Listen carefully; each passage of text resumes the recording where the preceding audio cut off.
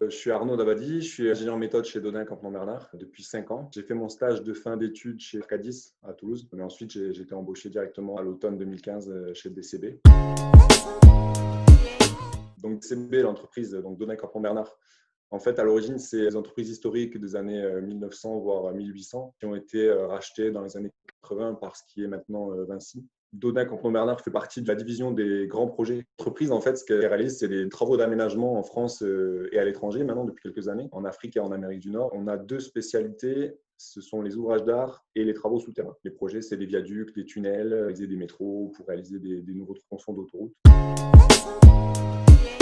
Les ingénieurs méthodes, la plus grande partie de notre travail, c'est le calcul d'ouvrages provisoires. C'est tout ce que sur un chantier est nécessaire à la construction, mais qui, en phase définitive, sera détruit, ne sera plus en place. Ça peut être des éléments, des échafaudages, ça peut être du soutènement, des fondations aussi, par exemple des fondations de grues. C'est très varié en fait. Les ouvrages provisoires, il y a énormément de choses. On balaye des calculs en béton, en acier, en bois, des calculs géotechniques. Et une autre partie du métier, c'est aussi travailler avec les projeteurs, comme les plans d'installation de chantier, des phasages de chantier.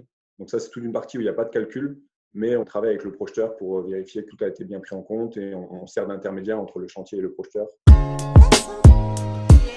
Je suis sorti de l'INSA, je voulais faire des ouvrages d'art. Chez Arcadis, ça me plaisait bien et ils ne me proposaient pas de CDI. Entre-temps, en fait, j'ai été contacté par DCB. Je suis arrivé là et en gros, j'ai découvert comme ça ce qu'étaient les méthodes. On suit vraiment tout le chantier et donc les sujets s'enchaînent au fur et à mesure de la vie du chantier. C'est important de faire une première visite en général pour rencontrer les personnes, parce que ça permet de tisser des liens. Les déplacements, c'est tous les 15 jours ou une fois par mois. Chaque sujet, en fait, ça varie, mais la plupart, c'est des sujets d'une semaine. Toutes les semaines, tu enclenches sur un nouveau sujet. Des fois, c'est un mois et demi, c'est des grosses structures, des équipages mobiles. C'est varié dans les domaines d'études, mais c'est varié aussi dans la façon d'aborder les projets. Chaque ingénieur méthode est attaché à un chantier. Après, suivant la charge de travail, il peut être aidé des fois par un autre. Donc parfois, il y a des périodes d'entre-deux où une personne n'a pas de gros chantier à suivre. Il faut avoir vraiment un bon sens pratique, vraiment arriver à se représenter les choses visuellement.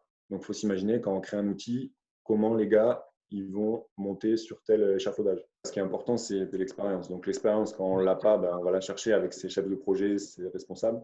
Voilà. Parce qu'il y a toujours plusieurs manières de faire. Des logiciels de calcul, des logiciels de modélisation aux éléments finis, des feuilles de calcul Excel, des logiciels automatisés, type pour les calculs d'ancrage, etc.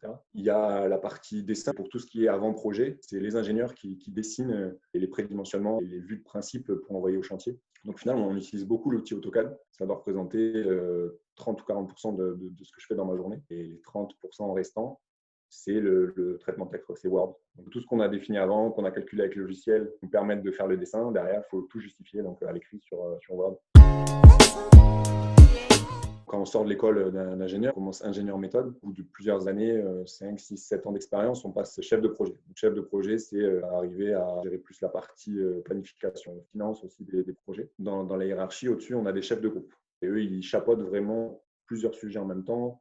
Ils font plus beaucoup de techniques. Et au-dessus de ça, il y a un directeur de service qui chapeaute donc la trentaine de personnes qu'on est dans le service. Donc sur les 30 personnes environ, il y a 12 ingénieurs et 15 projeteurs.